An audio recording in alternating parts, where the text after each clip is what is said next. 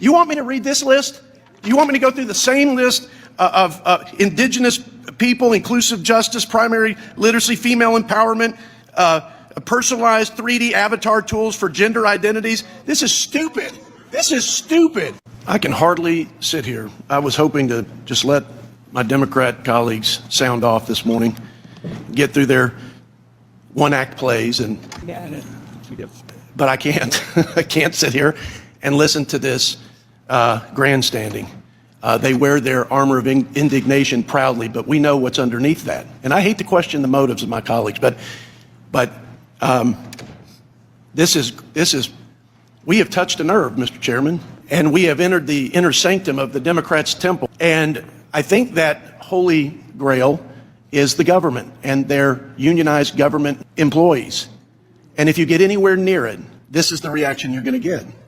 My friend said they didn't vote for these things. They didn't vote for this deep cleaning in the bureaucracy. They didn't vote for the kind of rooting out of waste and fraud. But they say that with a false narrative and with fear-mongering for Medicaid beneficiaries. And they try to scare, no, sir, I got to finish this.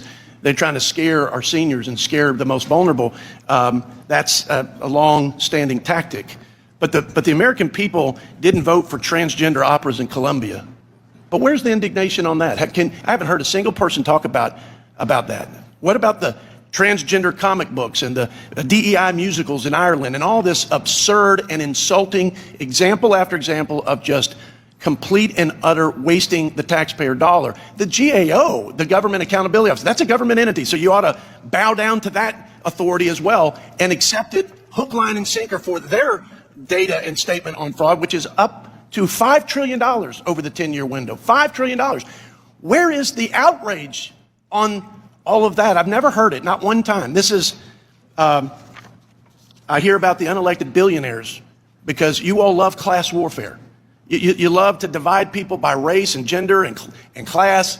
That is the MO. I mean, God, I love you guys as people, but your party's broken and bankrupt, and that's why the taxpayers put this president in office and gave us unilateral, unified Republican leadership because they want us to make sure that their tax dollars are protected and that they're being spent wisely and that we act as fiduciaries and that the people who were intended to get benefits from these programs are getting them, but not illegal immigrants and not people that are not qualified. I see the list you're holding up.